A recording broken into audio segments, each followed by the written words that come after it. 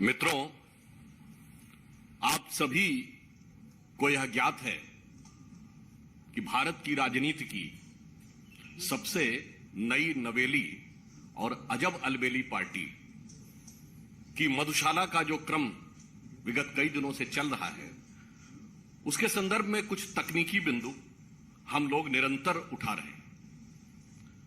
एक तकनीकी प्रश्न उठा था, तो उस पर मैं आपका ध्यान आकृष्ट करना चाहता हूं कि यदि किसी लाइसेंसी ने अपना लाइसेंस सरेंडर कर दिया हो, यानी उसने असमर्थता व्यक्त कर दी हो और अपना फोरफीट कर दिया हो, तो उस संदर्भ में नियम क्या कहता था और किया क्या गया है।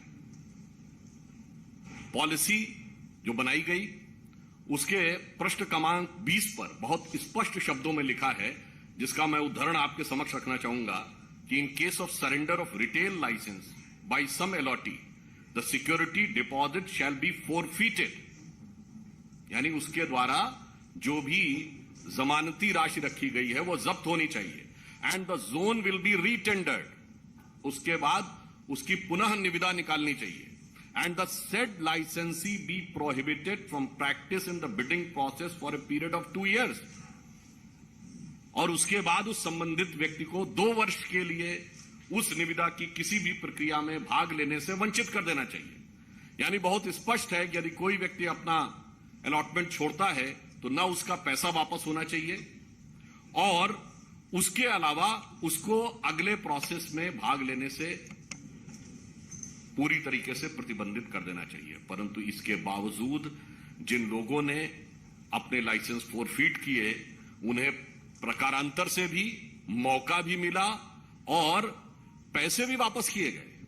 अब क्या इसमें किसी भी प्रकार के किंतु परंतु की कोई गुंजाइश रह जाती है? इसलिए हमारा प्रश्न यह है कि हम निरंतर उनसे दिल्ली की आबकारी नीति पर प्रश्न पूछ रहे हैं, परंतु आप देख रहे हैं कि यह नई नवेली पार्टी एक पहेली बनती चली जा रही है। We are consistently asking them to be precise on excise, but they are doing all sort of theatric exercise in order to divert the attention and taking so many words like lotus, bogus, etc. Their main objective is to divert the focus.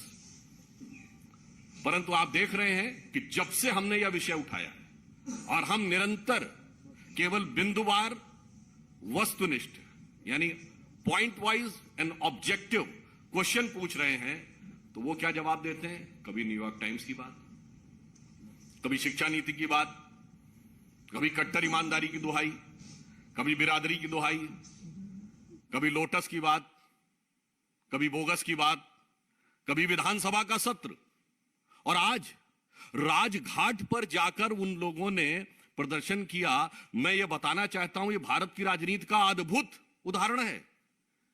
राष्ट्रपिता महात्मा गांधी, जो शराब के पूर्णतः विरुद्ध माने जाते हैं, इस देश में ऑफिशियली उनके जन्मदिन ड्राई डे माना जाता है, और शराब में एक पौवे के बदले दूसरा पौवा देने की नीति बनाने वाले लोग जाके राजघाट पे महात्मा गांधी की समाधि पे अपनी सत्यता की दुहाई दे रहे हैं।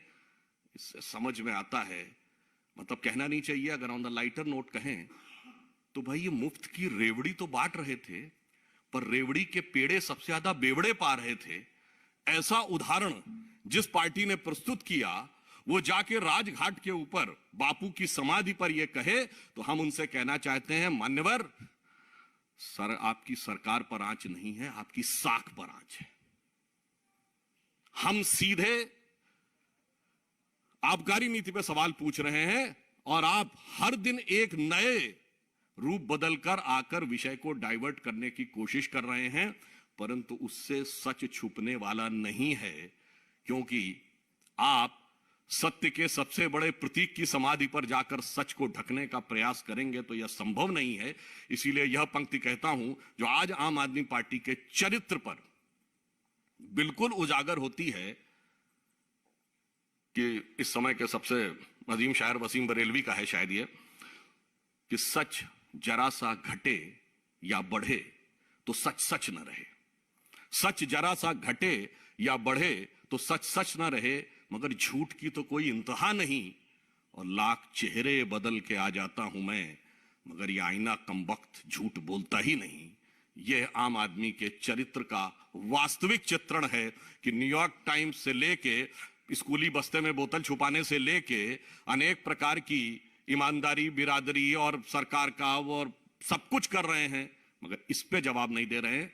तो अंत में मैं यह कहते हुए कि हमें जवाब आबकारी पर चाहिए, किसी और चीज के ऊपर जवाब नहीं चाहिए, और वह जवाब देने की वह स्थिति में नहीं है। इसलिए नित नए प्रकार के प्रदर्शन, आवरण और स्वांग रचने का प्रयास करते रहते हैं।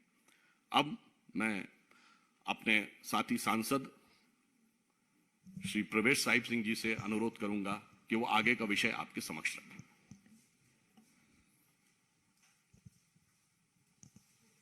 धन्यवाद सुधांशु जी।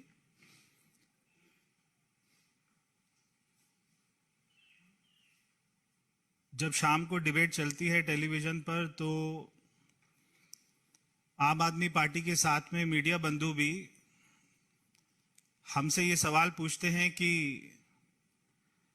क्या उनके एमएलए को तोड़ा जा रहा है। हम कोई किसी बात पर भी जवाब नहीं देंगे, क्योंकि प्रश्न पहले हमने खड़ा किया कि आपने शराब में घोटाला किया, उसके ऊपर में कोई जवाब नहीं देना और इसको पूरे मुद्दे को डाइवर्ट कर देना, ये अब आम आदमी पार्टी ने अपना तरीका बना लिया है। हमारा उनसे सीधा सीधा प्रश्न है कि आपने जो कमेटी ने आपको सारी पॉलिसी रिकमेंड करी थी, आपने उसको क्यों नहीं माना, और जो L1 का कमीशन था उसको आपने 2% से 12% क्यों कर दिया। इस बात का आज तक किसी भी डिबेट पर, कोई भी आम आदमी पार्टी की कॉन्फ्रेंस में केवल ये 2% से 12% क्यों किया, इस बात पर कोई जवाब आज तक ना किसी ने मांगा है, ना उन्होंने दिया है और ना वो देंगे। क्योंकि पॉलिसी में जो सबसे बड़ा करप्शन है वो केवल ये 2% से 12% क्यों किया L1 का, केवल यही सबसे बड़ा घोटाला है। इसके ऊपर उनके पास में कोई जवाब ही नहीं है। ये वही पार्टी है जो हर बात पर कागज दिखाने की बात करती थी, जो हर बात पर जन सर्वे कराने की बात करती थी, जो कहती थी कि अगर किसी मोहल्ले में ठेका खुलेगा तो वहां पे सारा मोहल्ला की मीटिंग होगी, उसके बाद में वो तय करेंगे कि ठेका खुलेगा या नहीं खुलेगा। मगर इन्होंने कोई कमेटी की बात नहीं मानी, ना कोई इन्होंने अपनी ही बात मानी। तो इसलिए ये आजकल बहुत या तो पिक्चर देख रहे हैं, रातों रात में स्क्रिप्ट बना देते हैं। कोई भी हमारे एमएलए जो है मिल नहीं रहे, उनका नाम भी नहीं बताते, कौन फोन कर रहा है बीजेपी वाला, उसका भी नाम नहीं बता रहे, मगर इनके कौन कौन विधायक नहीं मिल रहे उनका भी नाम नहीं बता रहे। अगर ये उनका नाम बता दे तो हमारे कार्यकर्ता जो है उनके घर जाकर उनको ढूंढ के ले आए और हम खुद ही विधानसभा पहुंचा देंगे। क्योंकि जब 2013 में हमारी 32 सीटें आई थी और आम आदमी पार्टी की 28 सीटें आई थी, अगर उस समय हमारे ऊपर ये आरोप लगाते तब तो जनता मान भी लेती, जितनी बेखूबी से, जितने विश्वास के साथ में आज ये बोलते हैं। मगर आज जब हमारे केवल 8 विधायक हैं और इनके 62 विधायक हैं, अगर 50 विधायक भी आ जाएंगे तो भी हमारी सरकार नहीं बनेगी। तो हमारे 5 विधायकों को जो है खरीद रहे हैं, 10 को खरीद रहे हैं, इस बात में कोई दम ही नहीं है। तो हम कोई भी जो भी इनके प्रश्न है उसके बारे में तब तक नहीं बोलेंगे जब तक ये हमारे प्रश्नों का जवाब नहीं देंगे। हमारा एक अपना किसी व्यक्ति ने, एक मैंने पिक्चर देखी थी शोले, तो वो शोले का बहुत फेमस एक डायलॉग है, जब वो जय वीरू की शादी के लिए बात करने जाते हैं मौसी से, तो फिर वो उनसे पूछते हैं कि भाई अपना जो है कोई झूठ वूठ तो नहीं बोलता। तो बोलते नहीं, कोई ऐसा झूठ नहीं बोलता, बच्चों की कसम खा लेता है, बस जो है अन्ना जी को धोखा दे देता है, गाड़ी बंगला सिक्योरिटी ले लेता है, कांग्रेस से समर्थन लेकर सरकार बना लेता है, हमारे नेताओं पर झूठे आरोप लगाकर माफी मांग लेता है और ज्यादा झूठ नहीं बोलता, बस इतना ही झूठ बोलता है। तो वो पूछते हैं विकास तो कराता है ना, विकास को डेवलपमेंट तो करा रहे हैं? हाँ करा रहे हैं, अपने घर में, सरकारी घर में 21 करोड़ का स्विमिंग पूल बना रहे हैं, और क्या विकास कराएंगे? यमुना, हाँ कोई यमुना को साफ नहीं कराते हैं, दिल्ली को सबसे पॉल्यूटेड राजधानी बना देते हैं, एक भी नया स्कूल, कॉलेज, हॉस्पिटल, स्टेडियम नहीं बनाते हैं, बाकी नेता हमारा अच्छा है। भाई शराब वराब तो नहीं पीता? ना ना ना ना, बिल्कुल खुद नहीं पीता है, मगर हमारे बच्चों को पिलाता है, 25 साल की उम्र को 21 साल कर देता है, रात को 3 बजे तक रेस्टोरेंट खुले, ठेके खुले, उसके लिए परमिशन दे देता है, शराब माफियाओं के साथ मिलकर घोटाला करता है, जो ठेके की संख्या है उसको डबल कर देता है, बस और कुछ नहीं करता। नेता हमारा अच्छा है। भाई अपना राष्ट्रीय सुरक्षा का तो ख्याल करता है, अरे बहुत बड़ा देशभक्त है, केवल सर्जिकल स्ट्राइक पर सवाल उठा देता है कभी कभी, और पाकिस्तान में इसकी बहुत तारीफ होती है, देश को दुनिया में बदनाम करता है, और दिल्ली में रोहिंग्यास को पानी बिजली मुफ्त मुहैया कराता है। नेता हमारा अच्छा है। भाई लोगों की स्वास्थ्य की चिंता तो करता है ना तुम्हारा केजरीवाल? भाई लोगों की नहीं करता है, अपनी तो खूब करता है। जब से मुख्यमंत्री बना है 35 किलो वजन बढ़ गया है। कोई हॉस्पिटल नहीं बनाया, कोविड में एक भी ऑक्सीजन कोई प्लांट नहीं लगाया।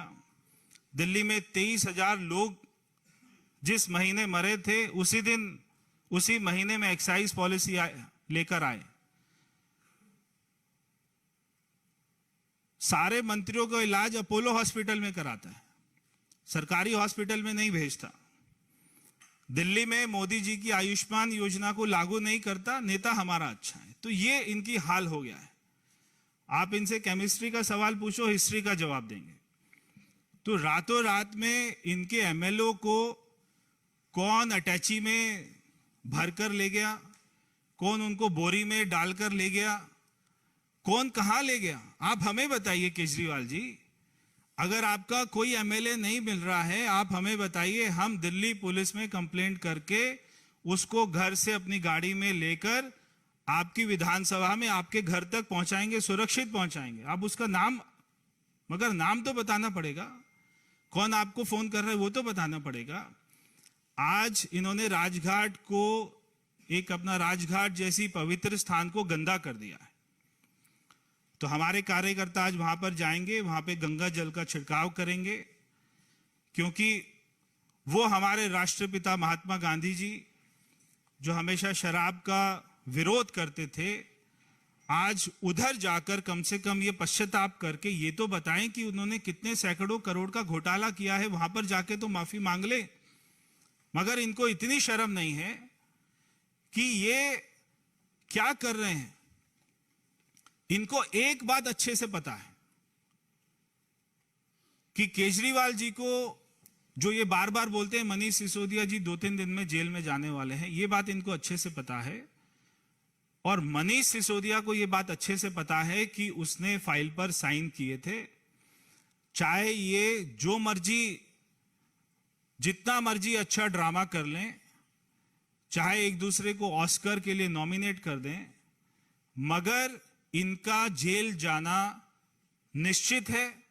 इनको जेल जाने से कोई नहीं बचा पाएगा, क्योंकि जांच एजेंसियों के पास में सारे सबूत हैं, सारे गवाह हैं, सारी डील, सारी ट्रांजैक्शन कहां कहां कैसे कैसे हुई है, उनके पास में सारी रिपोर्ट है।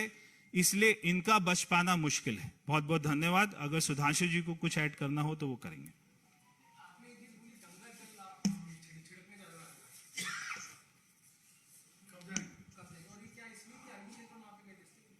बिल्कुल, और तो कोई कारण नहीं है, क्योंकि आज उन्होंने जो दिल्ली में शराब माफियाओं के साथ में मिलकर, जब दिल्ली में 23,000 लोग कोविड से मरे, उस महीने में ये एक्साइज पॉलिसी लेके आते हैं और इनका सांसद राघव चड्ढा ये कहता है कि अगर मार्च में कोविड आ गया तो हमें क्या लेना देना, अगर लोग मर रहे हैं तो हमें क्या लेना देना, हम तो शराब की पॉलिसी लेकर आएंगे।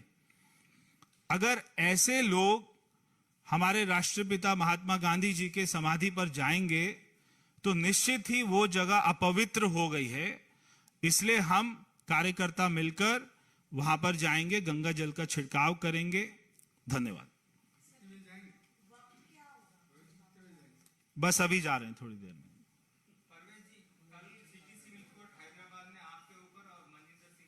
जी, नोटिस जारी किया था। थोड़े दिन आप जरा इंतजार कर लीजिए। जब हमने जिसका नाम लिया था उसके ऊपर में जब होगा नोटिस जारी जांच एजेंसी द्वारा, उनको बुलाया जाएगा, तब सारा दूध का दूध और शराब का शराब हो जाएगा।